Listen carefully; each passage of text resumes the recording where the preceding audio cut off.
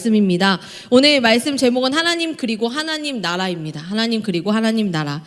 이제 사실 예민하신 분들은 알아채셨을 수도 있지만요. 원래 지난주에 우리가 나누게 되었을 본문이고 말씀입니다. 근데 이제 제가 수련회 전에 여러분들에게 이 주기도문을 바탕으로 계속해서 말씀을 전하겠다라고 이야기 드렸기 때문에 지난주에 하지 못했던 본문이지만 오늘 가지고 나왔습니다. 여러분들이 이번 수련회에 바라기는 실제적인 믿음, 실제적인 나의 삶에 적용되는 믿음, 실제적으로 내가 하나님을 믿는 사람이라면 어떻게 살아갈 것인가, 이 삶이 분리되지 않는, 이분법적으로 분리되지 않는 정말 실제된 믿음의 삶이 무엇인지를 고민하는 시간으로 이번 수련회를 삼으려고 합니다. 그래서 저는 여러분들에게 다시 한번 말씀드릴게요. 지금 계속 저는 매번 수련회 참석을 신청하신 분들의 명단을 보고 있는데요. 여러분들이 정말로 여러분들 안에 내가 하나님을 정말 오랫동안 믿어왔고 또는 믿음을 가진 지 얼마 되지 않았지만 하나님 믿는다는 게 뭐야? 하나님 믿는 사람의 삶이 뭐가 달라?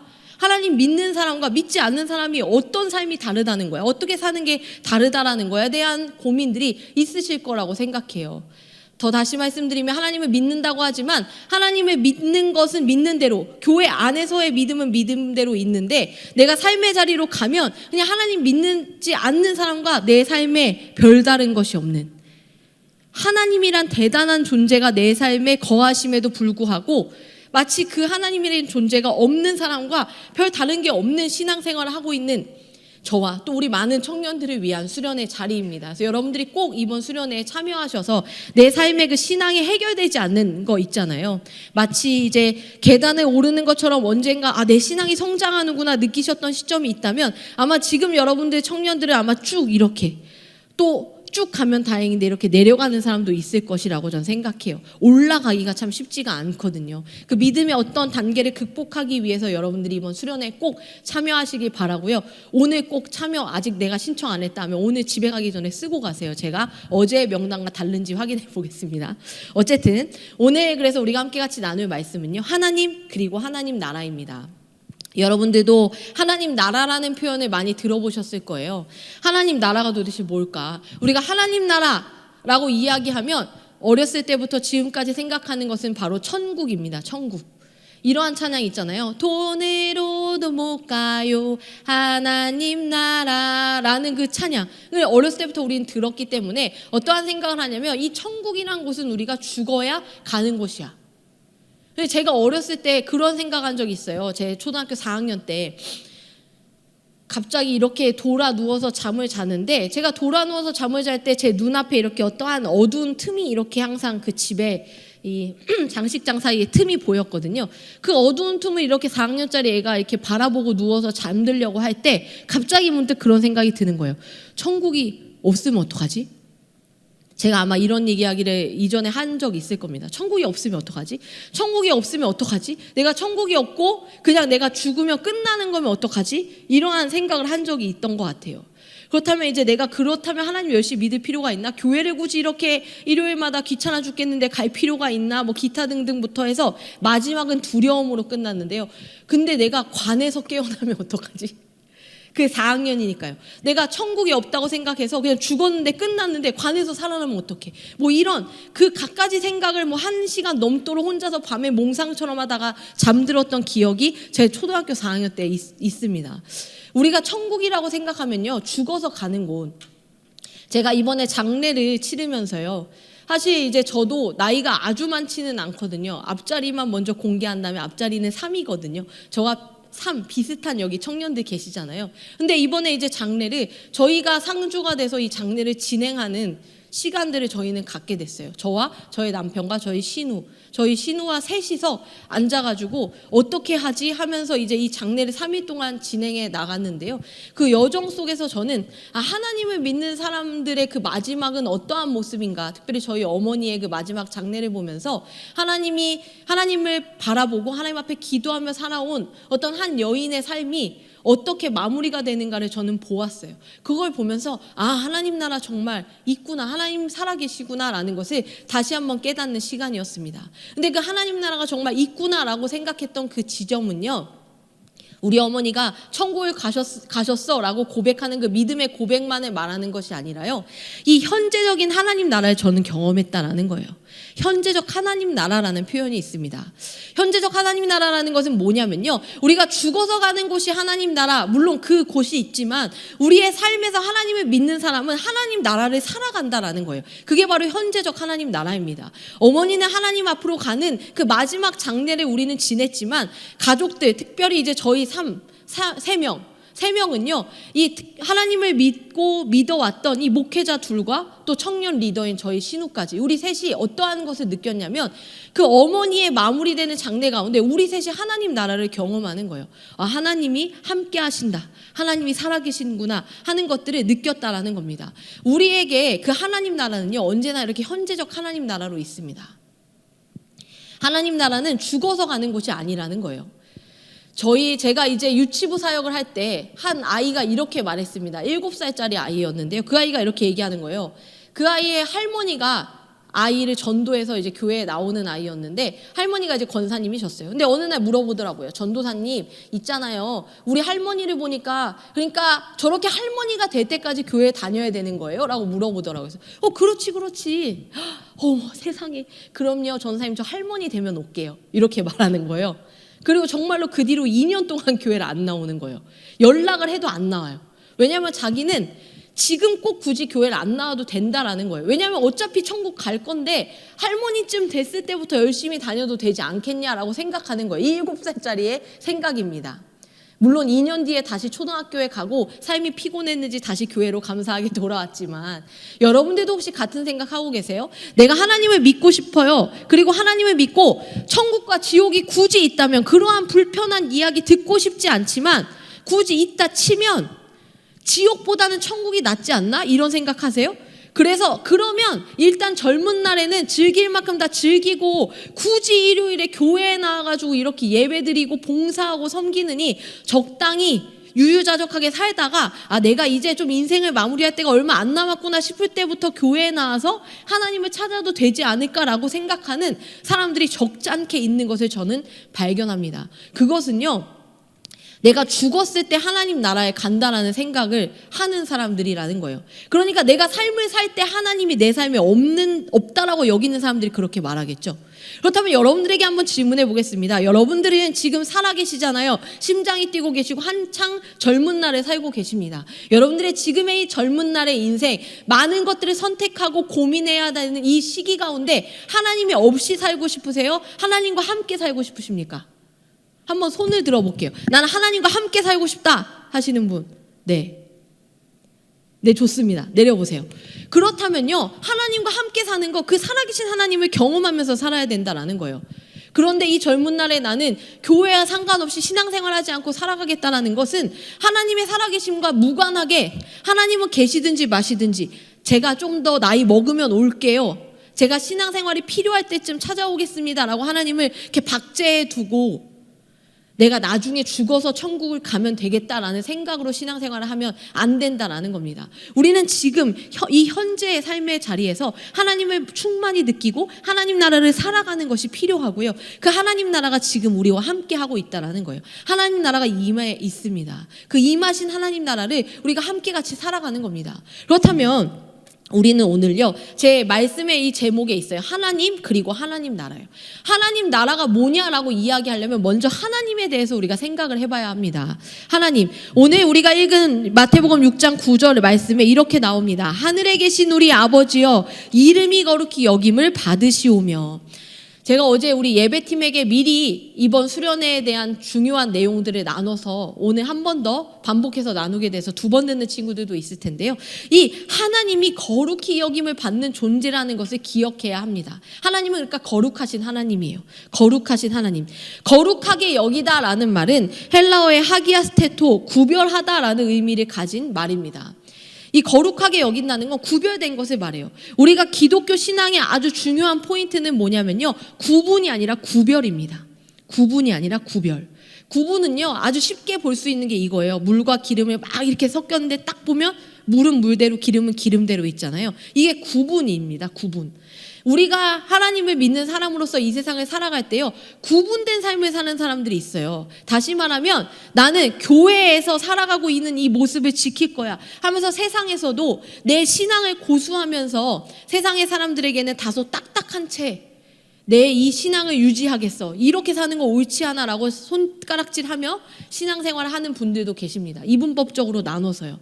그러한 것은 옳지 않다라는 겁니다. 그렇게 구분되어서 나는 기독교인이야, 난 거룩해, 당신들과 어울릴 수 없어 하는 그런 구분됨을 말하는 것이 아니라, 하나님은 언제나 그리스도인들에게 구별된 삶을 말씀하세요. 우리가 그 소금과 빛 이라는 표현이 마치 그것입니다. 이 세상 가운데 빛된 존재로 살아가는 것, 우리가 열심히 노력해서 빛을 딱 밝히는, 빛이 띵 하고 켜지는 것이 바로 빛이라는 게 아니라, 우리는 이미 빛인 존재로 하나님이 이 땅 가운데 보내셨다라는 거예요. 이 어두운 세상 속에 빛으로 삥 이렇게 빛이 딱 밝혀져 있으면 구별되죠. 구분된 것이 아닙니다. 이 어둠 속에 있어요. 어둠과 저 멀리 있는 게 아니에요. 그 빛이 어둠을 밝힙니다. 그게 바로 구별이거든요. 무언가 조금은 다른 것, 따로 있는 것이 아니라 함께 있으나, 하나님이 그런 분이세요. 이 세상을 창조하신 하나님, 우리와 함께 하시는 이 하나님은 우리와 분명 함께 하세요. 우리와 구분되어 있으셔서 우리와 절대 교제하지 않으시고, 나는 거룩한 신이니 어디 내 이름 부를 생각하지도 마 하는 구분된 신이 아니라, 우리와 함께 존재하고 살아 역사하고 계시면서도 우리와는 조금은 다른 구별된 존재로 함께 하신다라는 겁니다. 그것이 바로 거룩입니다. 거룩. 제가 어제 예배팀에 썼던 표현인데요, 이러한 표현을 썼습니다. 어떤 한 펜 한 자루가 있다라고 치자는 거예요. 그 펜이 있는데 이 펜이 할머니께서 돌아가실 때 이렇게 준 펜이라고 치자는 거예요. 그렇다면 이 펜, 원래 펜의 기능은 쓰는 겁니다. 기록하는 거죠. 이게 펜의 역할입니다. 그런데 그 펜이 안 나온다고 해봐요. 펜인데 안 써져요. 그럼 그 펜을 버려야 됩니까? 버리지 않습니다. 왜 안 버릴까요? 내가 사랑하는 나의 소중한 할머니가 돌아가실 때 나에게, 너에게 이 펜을 줄게 하고 나에게 지정해서 주신 아주 특별한 펜이라는 거예요. 그러니까 이 펜은 비록 펜이라는 역할, 그 기능을 하지 못할지라도 이 펜은 특별합니다. 버릴 수 없어요. 따로 구분해서 두고 볼 때마다 할머니를 생각하겠죠. 그게 구별됨, 그게 거룩함, 특별하다라는 거예요. 우리가 하나님을요, 그렇게 여겨야 합니다. 하나님을, 전지전능하신 하나님을 내가 이 펜의 기능처럼, 하나님 전지전능하면 그 전지전능한 기능을 좀 하셔야죠 하고 하나님을 유용한 존재로 여기면서, 하나님이 내 삶에 유용한지 유익한지 써먹는 존재가 하나님이 아니라는 거예요. 하나님의 전지전능하심은 내가 써먹기 좋으라고 있는 속성이 아니라 하나님 자체, 하나님이 가지고 계신 하나님의 그 속성입니다. 하나님은요, 우리가 어떻게 대할 뿐이냐면 써먹는 존재가 아니라 우리가 거룩하게 여기는 존재, 구별되게 바라보는 존재, 아름답게 여기는 존재. 아름다우신이라는 것이 정말 볼 때 아름답고 예쁜 이러한 존재를 말하는 게 아니라요, 하나님이 그렇게 마치 어두운 세상에 빛이 특별하게 보이는 것처럼 이 하나님이 이 세상의 그 많은 우리들의 우상들, 그것과 다 다른 존재로서 아주 특별하게 구별되어 계시는 그 존재라는 거예요. 그래서 우리는요, 그 거룩성 앞에, 하나님 앞에 하나님을 아름답게 여기는 신앙을 살아가야 합니다. 그렇다면 하나님을 아름답게 여기는 게 뭘까요? 매일 아침마다 하나님 아름다우십니다 이렇게 고백하는 것도 좋지만, 그게 도대체 뭔지 잘 와닿지가 않아요. 하나님을 거룩하게 믿고 따른다라는 게 뭘까라고 생각한다면요, 우리는 그 거룩성을 이렇게 볼 수가 있습니다. 우리가 정말로 가치 있게 여기고 특별하게 여기고 내가 정말로 중요하게 여기고 내 삶에 절대적으로 여기는 것이 바로 이 거룩하다라고 볼 수 있는 건데요. 예를 들면 그래요. 우리가 평상시에 기도를 하지 않는 사람인데, 그런데 내가 어떤 관계의 문제로 너무 어려워요. 근데 내가 이 관계가 나에게 너무나도 중요한 키인 사람이 있어요. 나는 인간관계가 무너져도 내 삶에 지장이 없는 사람이 있는가 하면, 어떤 한 사람이 나에 대해서 뭔가 불편한 표정을 드러내는 것만으로도 멘탈이 붕괴되는 사람들도 있잖아요. 그래서 내가 평상시엔 기도를 하나도 안 하다가 이런 관계의 문제가 발견됐을 때 하나님 앞에, 하나님, 누군가가 저를 누구누구가 불편하게 대합니다. 그것 때문에 제 삶이 너무나도 어려워요. 도와주세요 라고 기도한다고 치자고요. 그 사람에게는 그 관계가 거룩한 거예요. 그 사람이 무엇을 특별하게 구분하여 계속 구하는가?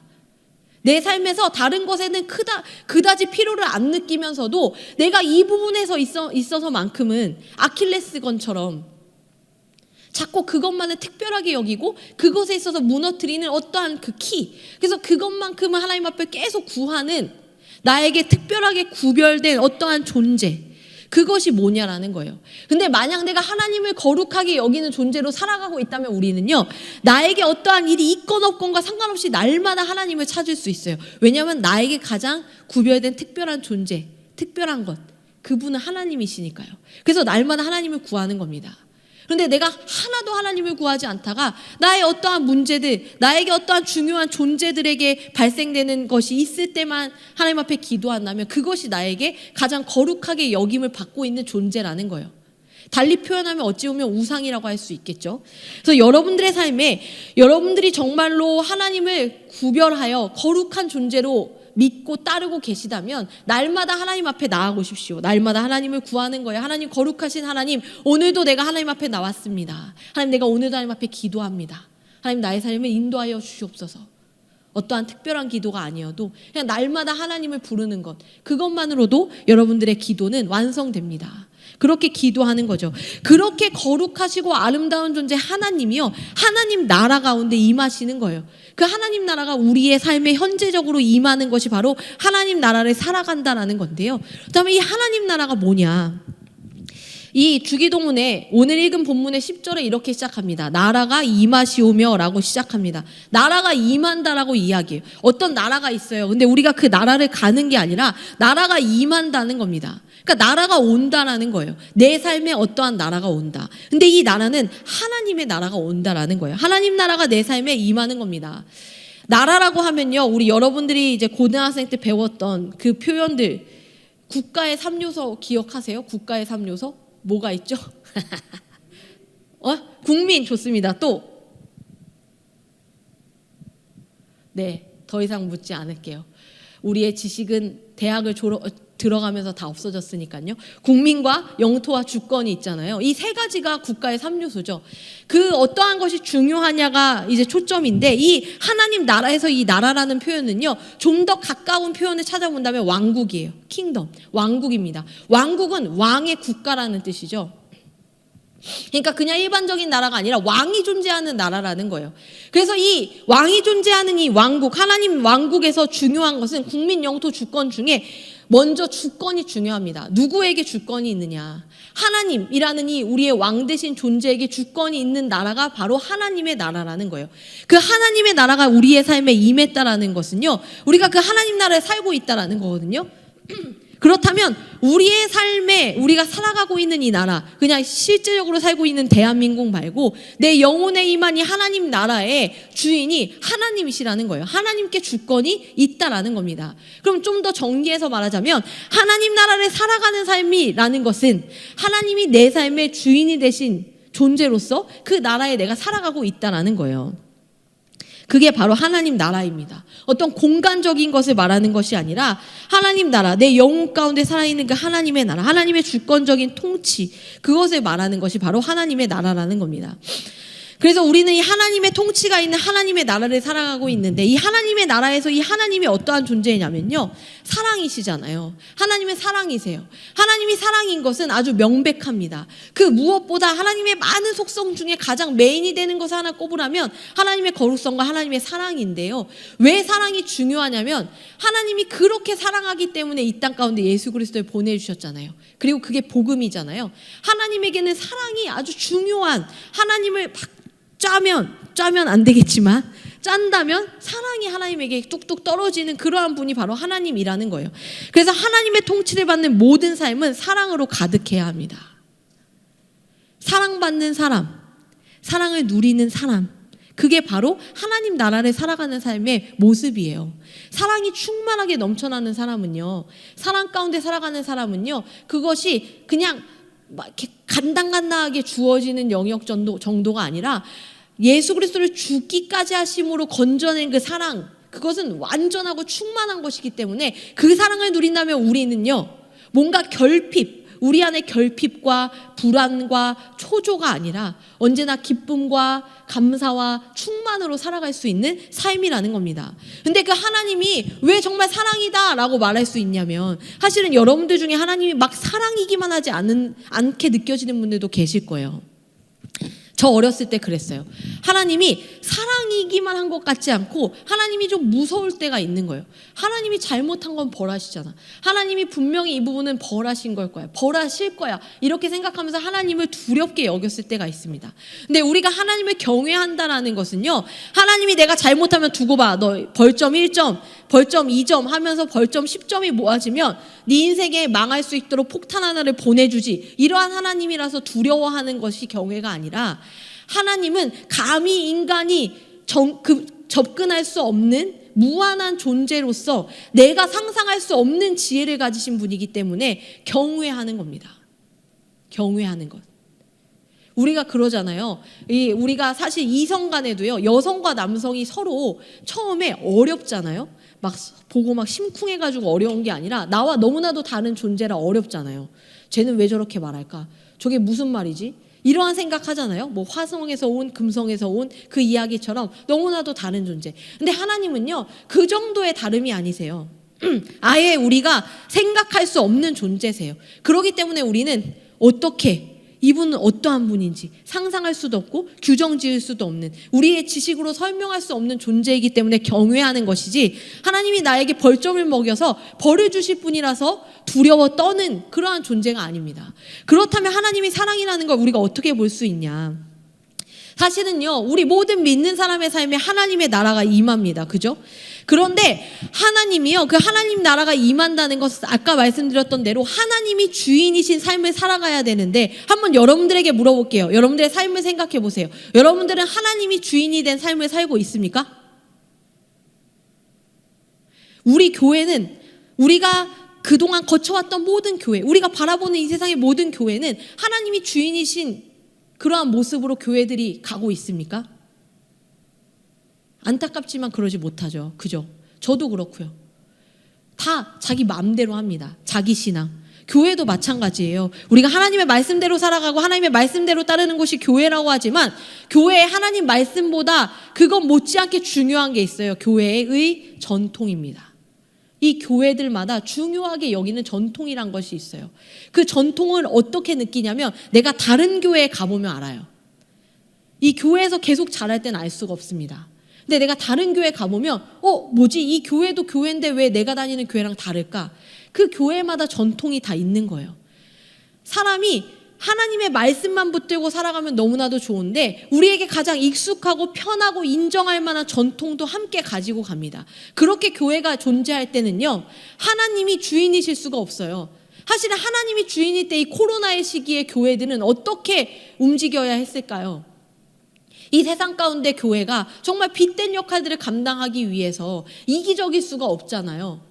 우리가 뉴스에 나온 아주 유명한 한 교회 있지 않습니까? 그 교회로 인해서 코로나 시기에 많은 하나님을 믿는 사람들이 실족하여 교회를 떠났다는 거예요. 근데 저는 그곳을 교회라고 생각하지 않습니다. 우리 집이 오늘 공격받을까요? 문 다 잠그고 자야지. 왜 교회라고 생각하지 않냐면, 하나님이 정말 주인이시라면요, 내가 그렇게 내가 하고 싶은 대로 할 수가 없어요. 그렇다면 자, 여기서 볼 수 있습니다. 하나님이 왜 사랑인가? 그것을 다 보고도 기다리신다는 것에 방점이 있습니다. 베드로후서 3장 15절에 이렇게 나오는 구절이 있습니다. 우리 주의 오래 참으심이 구원이 될 줄로 여기라 라고 이야기합니다. 하나님이 오래 참으세요. 우리 개개인들도 오래 참아주시고, 각 교회를 위해서도 오래 참아주시고, 이 세상을 위해 오래 참고 계세요. 하나님 나라가 임해서 하나님이 주권하고 통치를 가지면서 우리를 이끌어 가시는 게 가장 안전하고 가장 온전한 것을 하나님이 가장 잘 아세요. 왜냐하면 하나님이 만든 세상이잖아요. 아주 간단하지 않습니까? 하나님이 만든 세상이니까 하나님이 알아요. 어떻게 돼야 이 세상이 올바르고 안전한지, 그런데 수많은 세월 많은 인간들은 마음대로 이 세상을 살았습니다. 그래서 우리의 자연 이런 여러 가지 환경들이 오염되고 사람들은 서로 마음에 많은 결핍과 상처를 안고 살아가잖아요. 하나님이 가장 완전하게 지어놓은 이 세상 가운데 하나님이 너무나도 귀하게 여기서 지어놓은 이 걸작품인 인간이 상처투성이로 살아가는 것은 하나님으로 인함이 아니라 사실 우리 마음대로 살아갔던 그 모든 역사가 우리의 삶을 지금 오늘날 이렇게 살아가게 하고 있습니다. 그런데도 불구하고 하나님은 사랑이시기 때문에 하나님 나라를 억지로 우겨 넣으면서 야, 너 왜 네 삶에 네가 왕이야? 아직도 정신 못 차려? 아주 한번 보여주겠어 하시는 게 아니라 계속 오래 참으면서 너의 삶의 그 주권을 나에게 넘겨줘. 그럼 네가 정말 평안할 수 있어. 너 안전할 수 있어. 너를 지은 존재가 나야. 내가 너를 가장 잘 알아 라고 하시는 그 사랑의 섭리 안에 들어갈 때 우리는 평안할 수 있고 자유를 누릴 수 있어요. 그래서 우리가 하는 찬양이 나는 자유해 이 찬양을 부르면서 자유하지 않지 않습니까? 왜냐하면 자유함이 뭔지 몰라서 그래요. 맨날 주일마다 교회 나와야 되는데 뭐가 자유한 거야. 이렇게 매여 있는데 그러한 것이 아니라 내 영혼을 가장 안전하게 인도하시는 그 하나님 앞에 내 삶이 주권적으로 맡겨져 있을 때 내 삶이 얼마나 자유로울 수 있냐라는 것을 바라봐야 한다라는 겁니다. 그런데 우리가 이러한 생각을 해요. 비정규직이 이제 계속 오랫동안 화두인데 여러분들 중에서도 비정규직이신 분들도 많이 계실 것이고 취준생이신 분들도 계실 겁니다. 그런데요, 우리가 어떤 비정규직이다가요 정규직이 되면요 어떤 생각이 들까요? 야, 드디어 내가 이 세상에서 어떠한 자리를 잡았구나. 우리가 이런 말 많이 하잖아요. 이 아파트 촌들을 바라보면서 무슨 생각하세요? 이 마레풀을 바라보면서 무슨 생각하십니까? 이런 얘기 많이 하죠. 와, 진짜 집은 많은데 내 집이 없구나 이런 생각하시잖아요. 그런데 내가 내 집을 그 내 집이 없는 땅에 내 집을 마련했다라고 생각해 보세요. 그럼 어떤 마음이 들겠습니까? 다 이루었다. 이 세상에 내가 자리를 잡았다. 이제는 나는 안정적일 수 있어라고 생각할 수 있다라는 겁니다. 그런데 반대로 생각하면요, 이 세상에 내가 자리를 잡은 게 아니라 이 세상이 이제 내 삶의 자리를 잡은 거예요.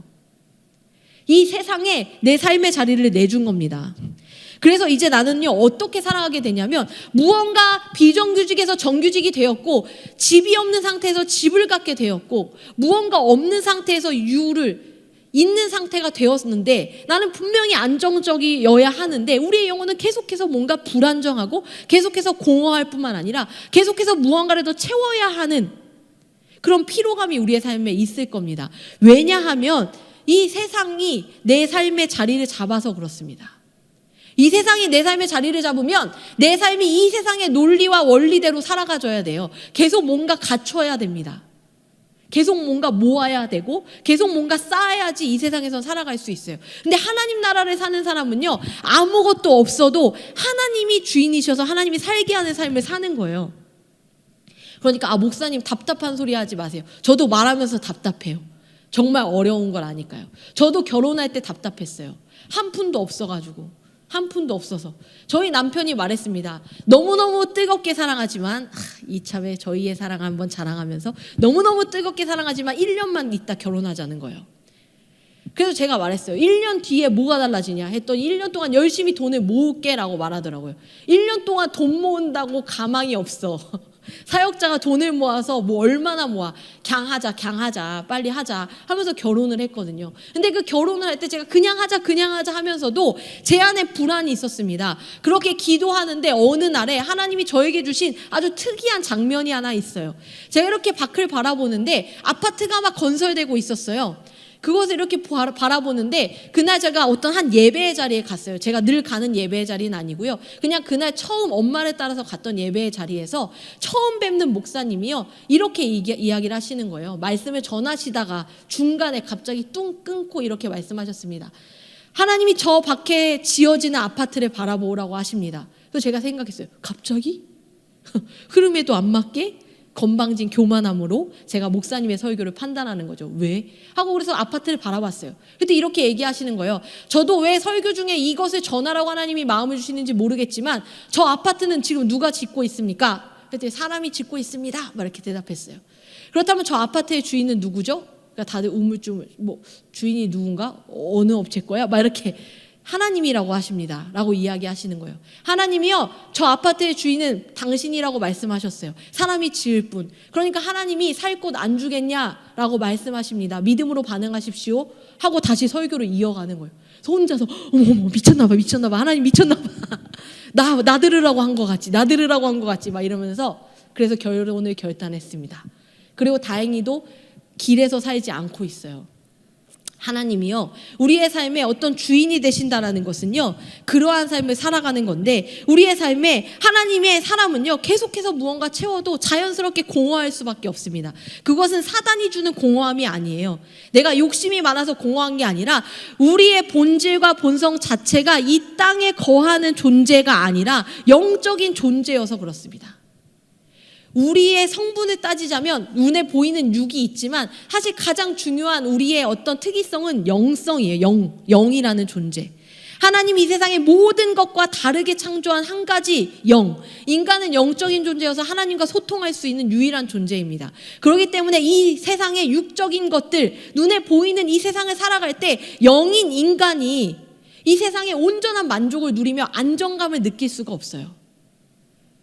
그렇다면 우리가 안정감을 느낄 수 있는 것은 무엇이냐면 하나님입니다. 하나님 품 안에, 하나님의 나라를 살아갈 때 이 땅 가운데 우리의 육이 발을 딛고 살아가지만 하나님 나라 천국, 하나님 나라를 바라보며 하나님이 내 삶의 주인 되시는 삶을 누리며 살아갈 때 우리의 영이 평안할 수 있다는 겁니다.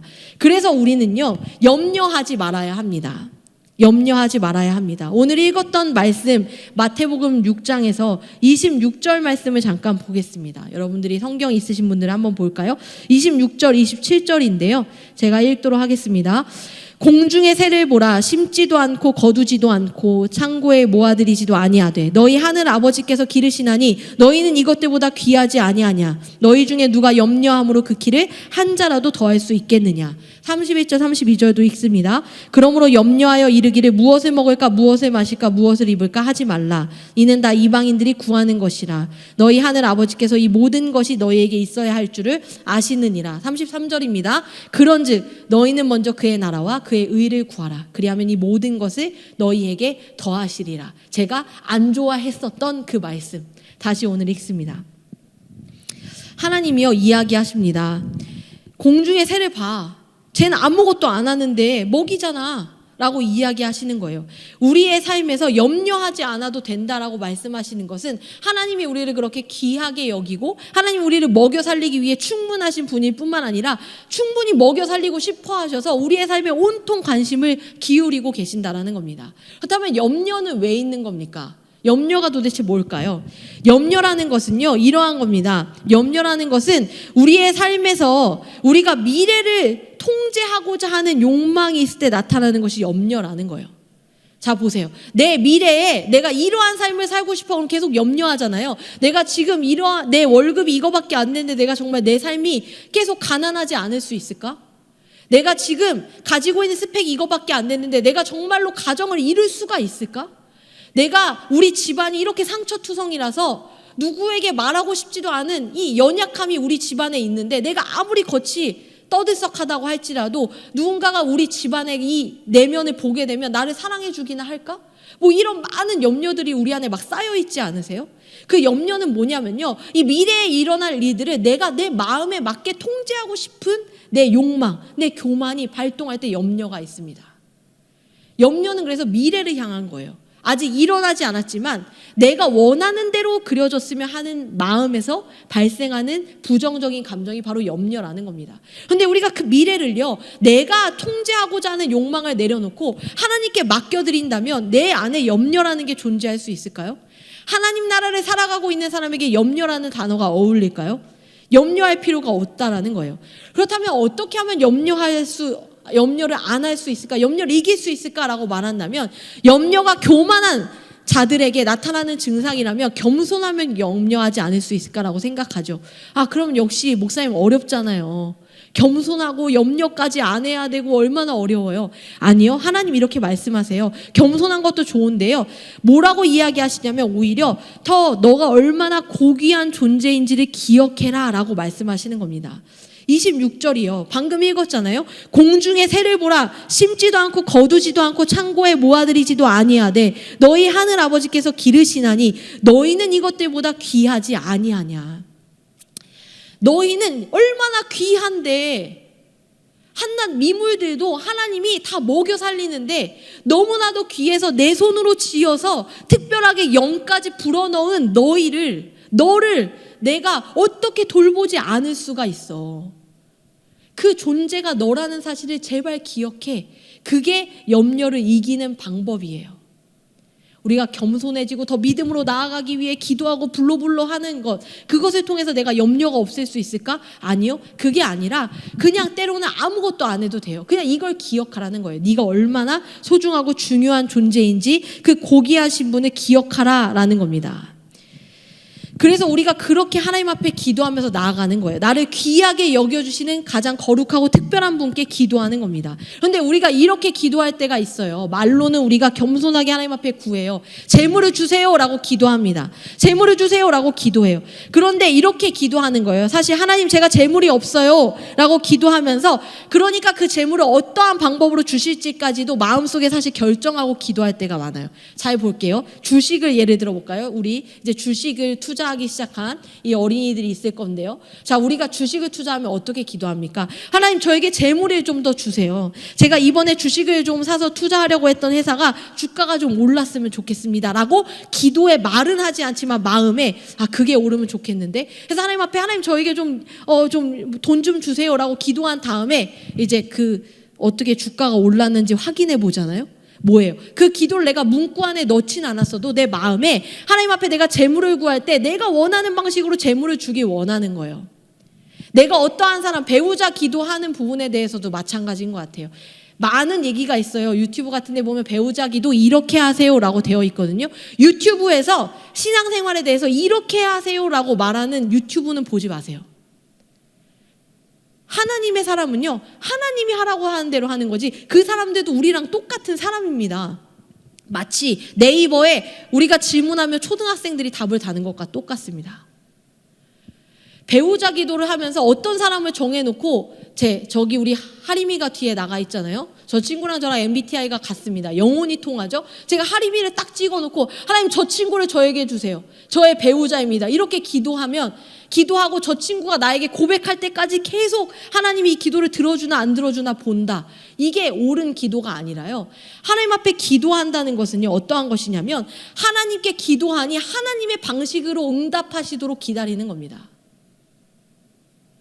그러니까 우리가 하나님 앞에 물질을 구할 때 하나님이 하나님의 방식으로 물질을 주실 거라는 거예요. 내가 방법을 정해놓고 기도하는 게 아니라 이게 하나님 나라를 살아가는 방법입니다.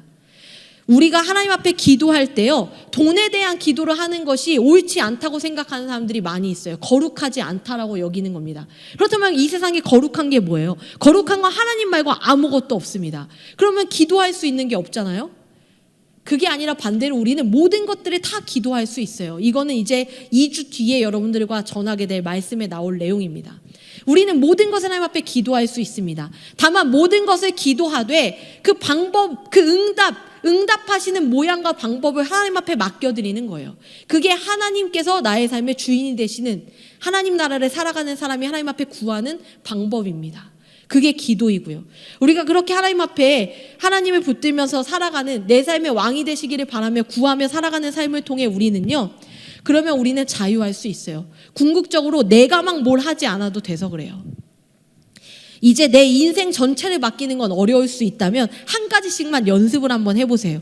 자, 여러분들에게 한번 이야기를 해볼게요. 여러분들의 삶에 지금 딱 떠오르는 어떠한 문제를 한번 떠올려 보세요.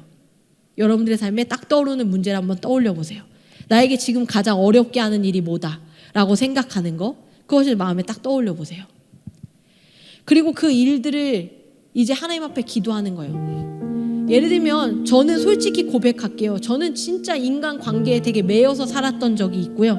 사실 지금도 막 자유하지 않습니다. 저는 사람들을 되게 좋아하고 사람에게 인정받는 것이 저에게 되게 중요했던 인생을 살아왔고요. 지금도 안 그러려고 무단히 노력하고 있어요. 그래서 사람들이 이렇게 말해요. 저희 남편도 그 딴 사람들 말 좀 신경 쓰지 마 하는데 전 되게 신경 써요. 말뿐만이 아니라 눈빛 하나까지도 다 신경 씁니다. 왜 그 친구가 그런 눈빛을 보였지? 이 사람이 왜 저렇게 말을 했지?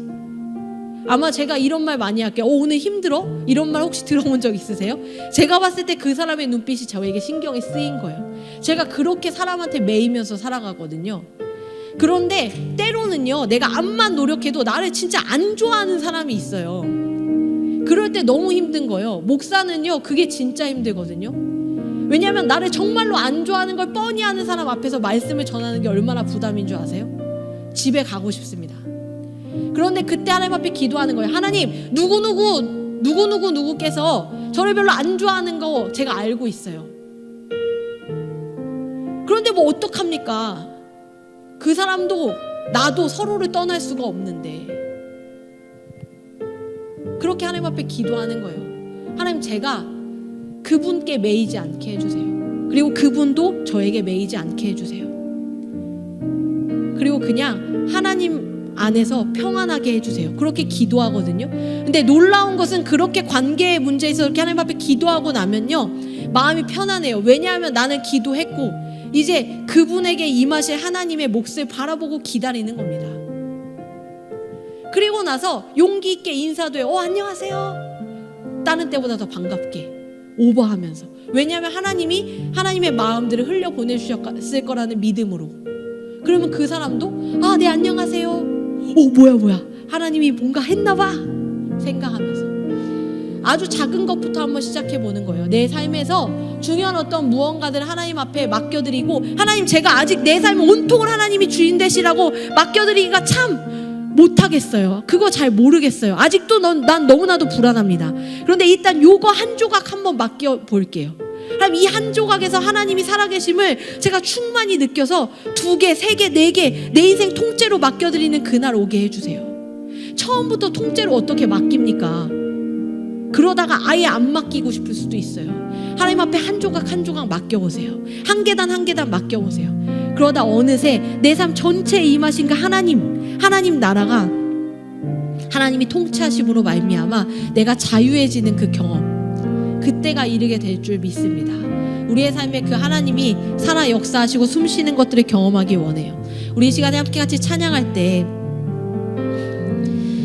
나의 하나님이 나를 얼마나 사랑하시고 나를 얼마나 어여쁘고 귀하게 여기시는지, 그래서 그 어여쁘고 귀한 삶을 위해 온전히 사랑하기 위해 나와 함께 하기 위해 이 땅에 오셨고, 그래서 그 삶에 주님의 나라와 뜻이 임하는 그 은혜를 경험하기를 소망하면서 이 찬양의 가사를 곱씹어서 같이 고백했으면 좋겠습니다.